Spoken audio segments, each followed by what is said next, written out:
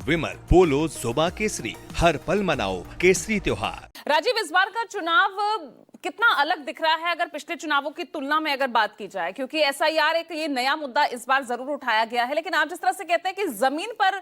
चर्चा में है लेकिन जमीन पर उतना नहीं है। लेकिन अब जिस तरह से अब ये यात्रा अपने जो है अंतिम मोड़ पर है, ऑलमोस्ट ये खत्म हो गई है, अब सोमवार को जो है सभा होनी है, एक मार्च निकाला जाएगा उसको लेकर, तो किस तरह से आप आकलन कर रहे हैं, सबसे ज्यादा फायदे में इस यात्रा से कौन दिख रहा है?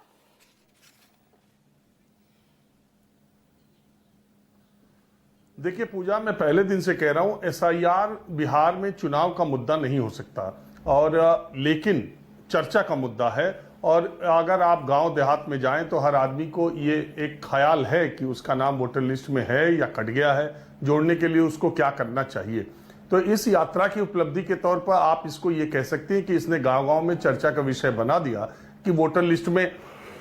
कहीं कोई खेल तो नहीं हो रहा है, कहीं नाम कटा तो नहीं है। और उसके बाद अखिलेश यादव ने उससे एक कदम जाते हुए आरा में क्या क्या बातें कह दी। उन्होंने वोटर लिस्ट को, राशन कार्ड और नीचे चीजों से जोड़ा। तो बात यह है कि बिहार में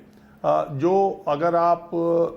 यात्रा का पूरा रूट देखेंगी तो 2/3 बिहार को या 3/4 कह सकती है आपने बिहार को कवर करने का काम इस यात्रा ने किया है। निश्चित तौर पर देखिए, मैं एक जैसे भारत जोड़ो यात्रा के दौरान राहुल गांधी ने कुछ किया हो या न किया हो, वो कांग्रेस पार्टी के सबसे बड़े नेता बन गए। भारत जोड़ो यात्रा से एक उपलब्धि ये हुई उनकी कि जो पहले कांग्रेस में उनके नेतृत्व पर सवाल उठता था, राहुल गांधी ने उन सवालों को विराम दे दिया और अब वो कांग्रेस के एकमात्र नेता हैं। भारत जोड़ो यात्रा की उनकी उपलब्धि ये भी मानी जा सकती है कि आज वो विपक्ष के नेता हैं। ठीक इसी तरह से इस यात्रा की उपलब्धि के तौर पर अगर मैं पिछले 2005 के चुनाव में भी था, 10 में भी था, 15 में भी था, 20 में भी था और 25 में भी हूं, तो मैं ये कह सकता हूं कि कांग्रेस पार्टी का झंडा और डंडा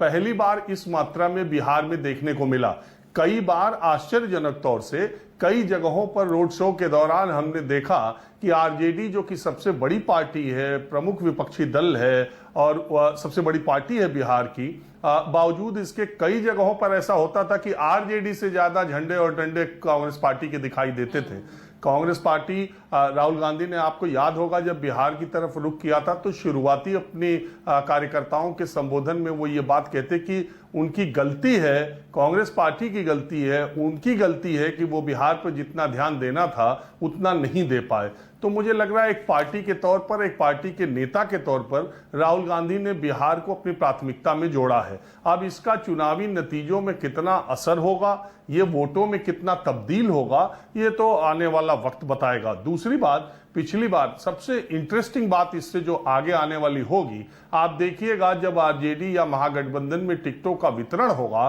तो कांग्रेस पार्टी अपना जो प्रेशर है वो इस बार और दबा के रखेगी। कांग्रेस पार्टी के बहुत सारे लोग ये मानते हैं कि 2020 में लालू प्रसाद यादव ने जेल में रहते हुए भी सीटें ज्यादा कांग्रेस को दी, लेकिन वो सीटें दी जिसपे महागठबंधन के जीतने की प्रायिकता, प्रोबेबिलिटी कम थी। कांग्रेस पार्टी इस बार बार्गेनिंग के और ज्यादा मूड में आएगी। तो जो जेडीयू और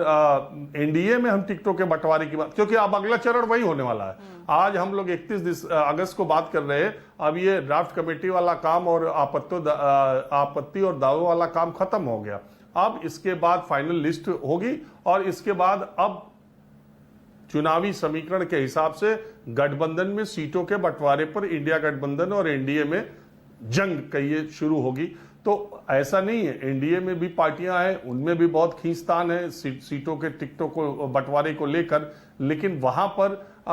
एक पार्टी ऐसी है बीजेपी, जो सबसे बड़ी पार्टी है, केंद्र में उसका राज है और उसके सामने उसके सहयोगी दलों की शायद वो न चल पाए, क्योंकि जितने सहयोगी दल हैं वो केंद्रीय मंत्रिपरिषद में शामिल हैं। यहां लालू प्रसाद यादव से पार पाना कांग्रेस पार्टी के लिए इतना आसान नहीं है। लालू प्रसाद यादव 243 सीटों के गणित समीकरण को बहुत अच्छी तरह समझते हैं और उनके साथ कांग्रेस की जब सीटों पर बंटवारे की बात होगी वो भी बड़ी दिलचस्प होगी इस बार। तो ये जो कोशिश की गई है, ये जो मैंने पहले भी आपको कहा था कि सियासत में चर्चा, पर्चा, खर्चा, ये 3 चीजें बहुत इंपॉर्टेंट है। और इस यात्रा के जरिए राहुल गांधी ने, कांग्रेस पार्टी ने और महागठबंधन चर्चा पर्चा खर्चा में रहे हैं पिछले 17-18 दिन, और मुझे लगता है कि बेरोक टोक आपका कार्यक्रम भी ज्यादातर सुबह का उन्हीं पर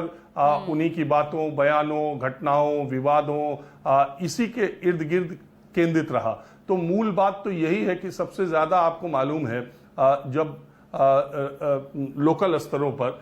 स्थानीय स्तरों पर जब नेता कोई कार्यक्रम करता है, कोई आंदोलन करता है, कोई धरना प्रदर्शन, विरोध प्रदर्शन करता है, उसका इंटरेस्ट इसमें नहीं रहता है कि वो विरोध प्रदर्शन में कितने लोग इकट्ठा हुए, क्या हुए। वो अगले दिन अखबार खोलता है कि उसका कवरेज कितना हुआ, वो अखबार में छपा कितना। तो इस मामले में हेडलाइंस लेने में, चर्चा में रहने में यह यात्रा रही है, लेकिन बिहार के चुनाव के समीकरण को यह यात्रा बिल्कुल प्रभावित कर देगी, या वोटों के तौर पर, या बिहार में एसआईआर या वोटर लिस्ट एक बड़ा चुनावी मुद्दा बनेगा, मुझे पहले दिन से भी यह संदेह है, और यात्रा के खत्म होने के बाद भी यह संदेह अभी बना हुआ है।